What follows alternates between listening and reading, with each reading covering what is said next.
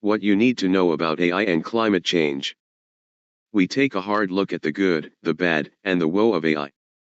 Mobile billboard is seen near the U.S. Capitol on September 12, 2023, in Washington, D.C. ECO, Greenpeace, Friends of the Earth, Climate Action Against Disinformation, and Kairos Action had a mobile billboard circling the U.S. Capitol during congressional hearings and forums on artificial intelligence to highlight the new technology's dangers to climate change.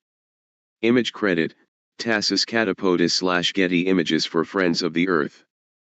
Is AI saving the world or breaking it? As the era-defining technology leapfrogs from what if to what next, it can be hard for us humans to know what to make of it all. You might be hopeful and excited, or existentially concerned, or both. AI can track Antarctic icebergs 10,000 times faster than humans and optimize renewable energy grids in real time, capabilities that could help us fight climate change. But it also consumes incredible amounts of energy, and ever more of it, creating a whole new level of climate pollution that threatens to undermine those benefits. All that dizzying transformation isn't just the stuff of news headlines. It's playing out in daily conversations for many of us. Have I told you what Chatty and I came up with yesterday? My dad and I talk every Sunday. It's an environmental detective show, you'll star in it, of course. He's mostly retired and spends a lot of time at home while my stepmom is at work, so he's happy to have found an exciting new hobby, storytelling sessions with his AI pals, the above-referenced ChatGPT, as well as Claude and Gemmy, aka Gemini. This is a good thing, I think. He should be having some fun in his sunset years. But then the conversation turned to a much less fun AI story. I told my dad my 6th grader said he'd felt pressured to dumb down an essay at school because a classmate got heat for using AI. What made the teacher suspect the kid? She flagged it for college-level vocabulary. Well, that just ain't right, said my dad. Agreed. Grim laughter was my brother-in-law's reaction to the subject of my son's essay. Once a rock star graphic designer, literally for rock bands, he said AI has killed creative career prospects for all our kids. But who knows, he said, maybe it will solve climate change, or maybe it will only make it worse. That tension is what brought me here. The more I read and heard, the more I saw that he and I are not alone in struggling with this topic. To help make sense of the complexity, I asked Anne Bostrom, the chair of the National Academies of Sciences Roundtable on Artificial Intelligence and Climate Change, what she thought of my brother-in-law's comment. In a nutshell, is AI good or bad for the climate? The answer is decidedly not straightforward. Right now, there is serious uncertainty about what can or might happen with AI, she said. But that's partially because it's a new tool we're developing. AI is a tool. So what it does, or what it can do, is a function of what we do with it. Understanding the vast tool set that is AI, it's not all ChatGPT. AI isn't a single technology but a vast toolbox containing many specialized tools, each with different purposes and environmental footprints. While dinner table conversations often focus on ChatGPT and similar systems, these represent just one part of a rapidly evolving landscape that's difficult to neatly categorize. The broader tool set includes everything from systems that analyze medical scans, predict weather patterns, and monitor coral reef health to those that generate text, optimize supply chains, and power autonomous vehicles. Large language models like ChatGPT and Claude represent just one branch of this diverse ecosystem, and they're frequently updated with new versions, making it challenging to track their evolving capabilities and impacts. This constant iteration reflects a broader pattern across AI development. Systems are continuously refined, retrained, and reimagined. But here's the thing about any AI tool, despite their differences, they all share an insatiable appetite for energy, lots of it. And as they scale up, their hunger only grows. Early machine learning systems ran comfortably on desktop computers with minimal power consumption. Some of today's most prominent AI systems use 100,000 GPUs, the specialized chips that crunch AI calculations, drawing as much electricity as a small city and filling server farms that span several football fields. For perspective, Meta's flagship AI system relied on about 16,000 of these chips, a setup that would fit in a single, much smaller facility. As we speak, clusters of more than 300,000 GPUs are entering the drawing board, too. Today, there are upward of 8,000 data centers worldwide, a number projected to double by 2026. The scale is getting so massive that in an extreme scenario, U.S. data centers could consume 12% of U.S. electricity, with one study estimating the extra energy demand will equal whole countries the size of Sweden or Argentina. This surge in power consumption carries profound implications for our climate goals. The climate reality, what we know and what we don't. Every step of AI computing comes with a carbon cost. According to new analysis from MIT Technology Review, AI data centers now consume 4.4% of all U.S. energy, with projections showing AI alone could use as much electricity as 22% of U.S. households by 2028. These centers typically use electricity that's 48% more carbon-intensive than the U.S. average. The training process, where AI systems learn by digesting huge data sets, requires astronomical amounts of energy. Training GPT-4, for its part, gobbled through enough energy to power San Francisco for 3 days, at a cost of over $100 million. And training accounts for just 10 to 20% of AI's energy use. The real energy hog is inference, what happens every time someone asks a question, generates an image, or gets an AI recommendation.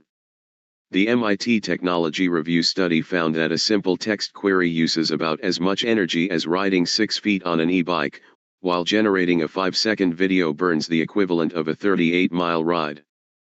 Join tens of thousands of others who are concerned about climate change.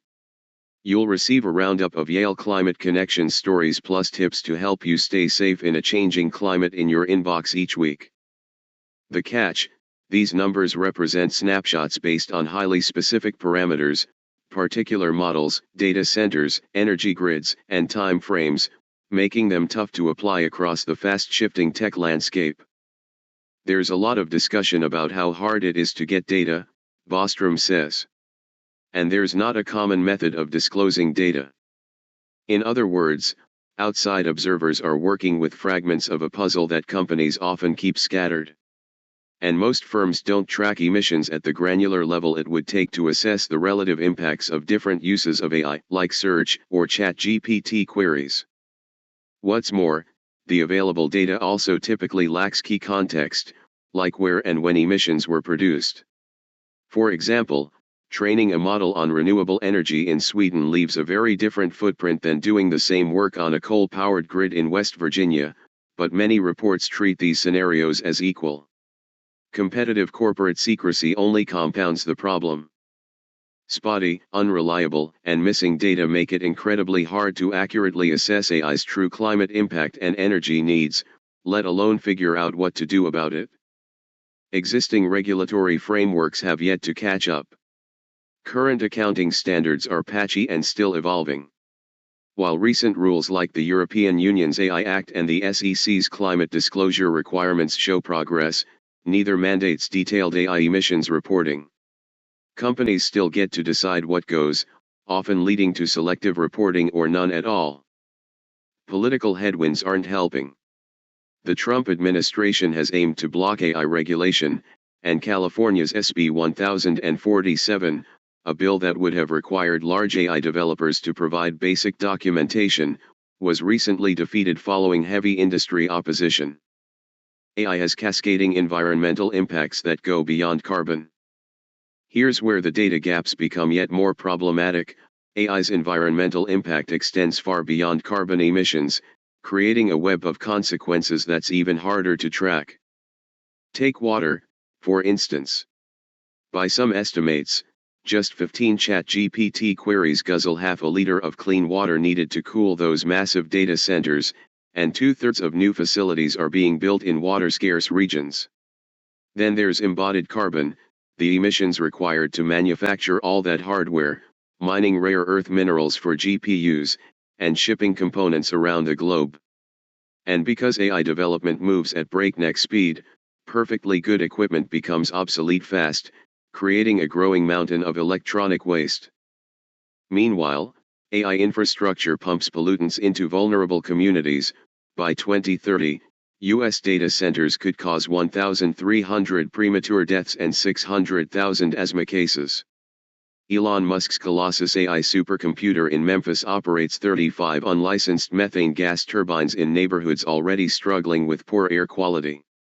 These harms fall disproportionately on communities already bearing climate change's heaviest burdens, deepening climate injustice through AI's expansion. What's more, AI systems risk undermining climate action by generating convincing but scientifically inaccurate climate information, potentially spreading misinformation that delays urgent policy responses. For example, Grok, the chatbot created by xAI, has reportedly been promoting climate denial talking points, when climate benefits may be worth the impact. Given AI's complex environmental footprint, it's easy to focus only on the costs. But there's another side to the story. AI can also be a tool for tackling climate change itself. Some of these climate-focused tools are already making headway on multiple fronts, from optimizing power grids to predicting disasters before they strike. There's a lot of work on using AI to improve predictions of extreme weather, Bostrom says. Given those are severe impacts of climate change that people are already worried about, improving predictions can definitely help protect people. Learn more, find out which climate action best fits into your life. The most compelling cases share a common trait: they deliver outsized climate benefits relative to their computational demands. Here are applications that could clear that bar. Energy that pays for itself. AI-driven systems that simulate wind patterns and building performance, improve electric grid efficiency, and enable better renewable integration, potentially save much more energy than they consume. Cleaner, safer communities. AI processes massive data sets to forecast extreme weather, predict drought, and model wildfire, track global carbon emissions, and monitor deforestation and pollution in real time, giving leaders and emergency responders the insights they need to act quickly. Efficient health breakthroughs. Medical AI trained on specialized datasets like MRI scans achieves impressive accuracy with relatively low computing power, while emerging tools may also help track and treat respiratory illness linked to poor air quality. Smarter farming.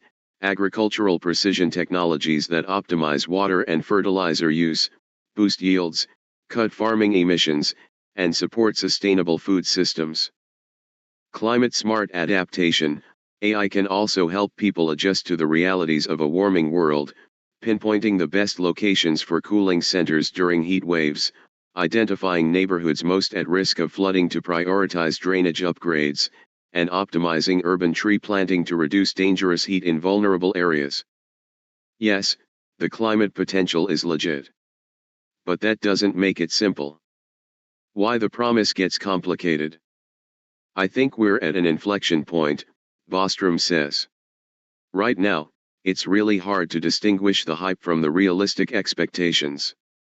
As it turns out, the same rapid development that creates new opportunities also introduces problems that can undermine the benefits. For starters, unreliable outputs create dangerous inefficiencies. AI hallucinations, when systems generate false but confident-sounding information, can threaten any number of climate applications. Wrong information about weather predictions could lead to poor disaster preparedness.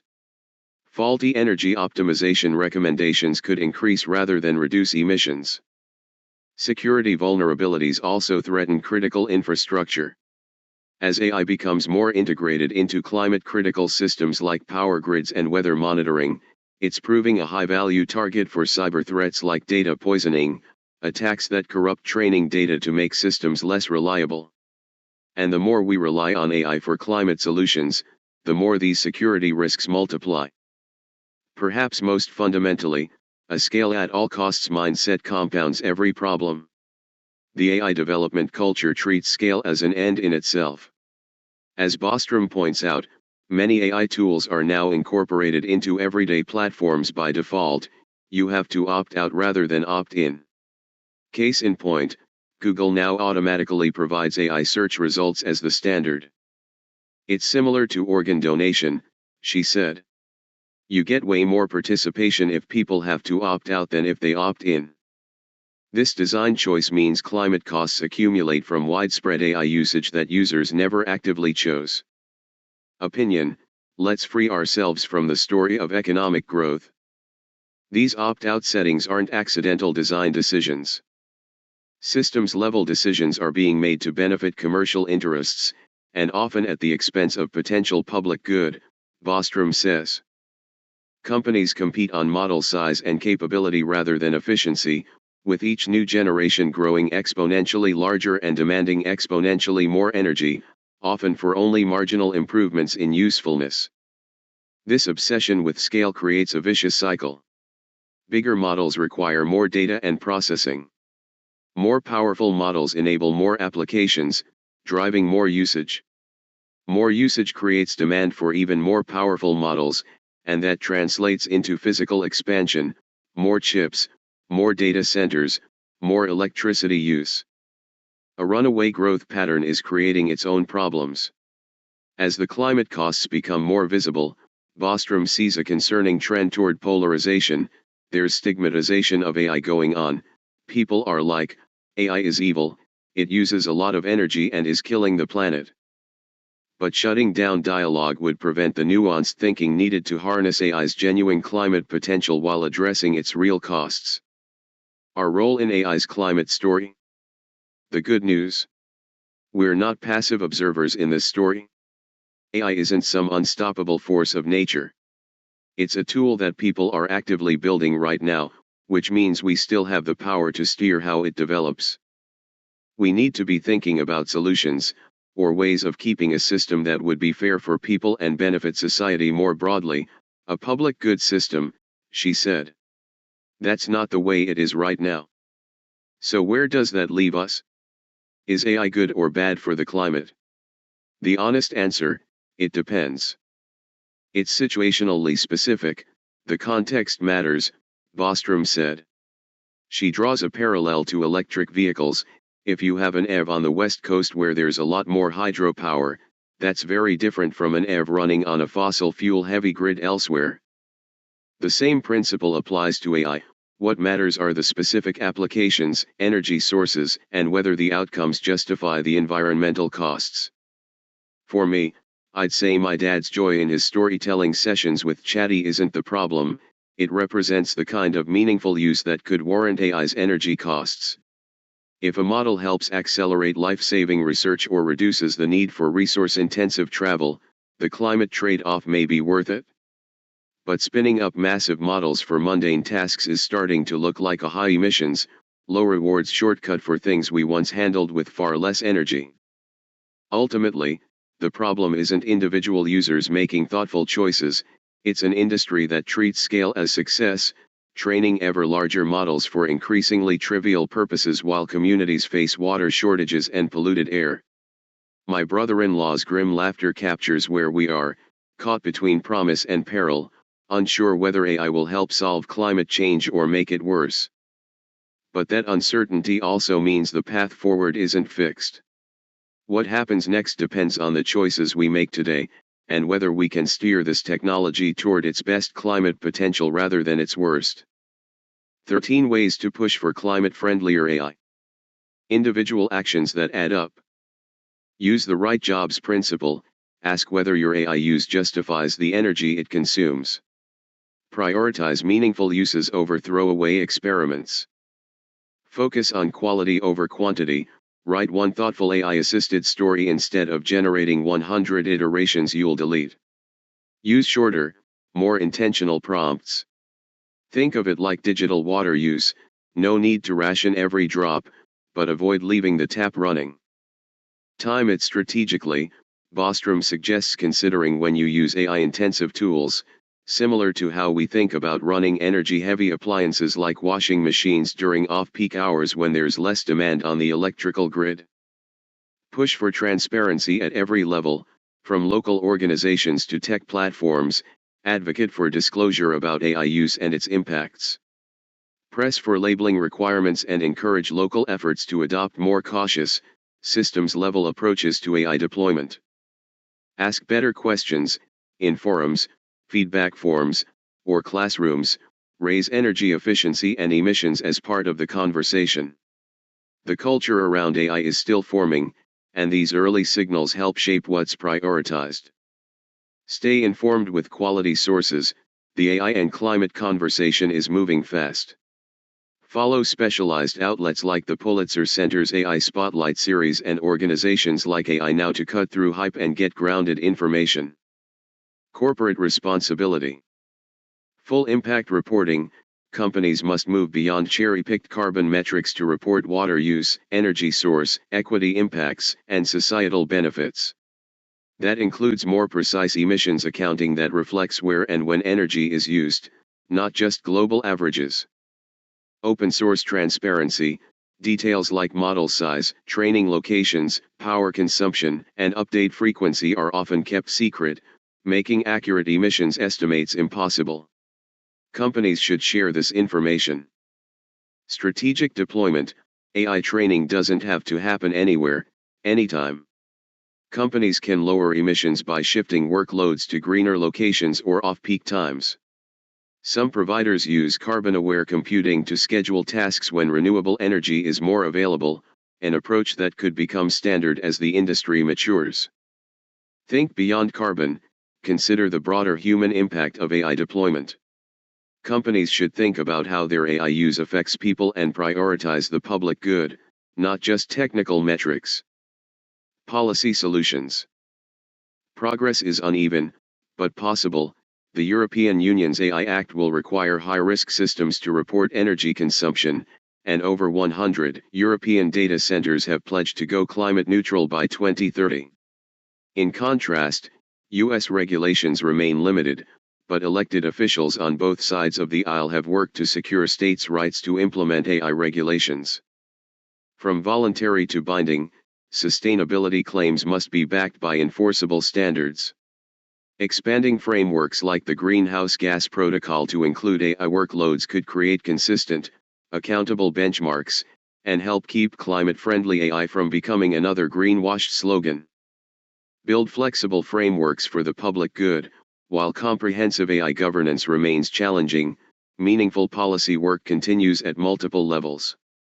The key is creating policies that embody public values while remaining adaptable as the technology evolves. Only 28% of U.S. residents regularly hear about climate change in the media, but 77% want that news. We can change that, and our only limitation is the size of our budget. Unlike some outlets, we don't have fossil fuel backers. And we're not funded directly by Yale University. Will you chip in to put more climate news in front of Americans in 2025? Republish this story. Republish our articles for free, online, or in print, under a Creative Commons license. Daisy Simmons, assistant editor at Yale Climate Connections, is a creative, research-driven storyteller with 25 years of professional editorial experience. With a purposeful focus on covering solutions. More by Daisy Simmons.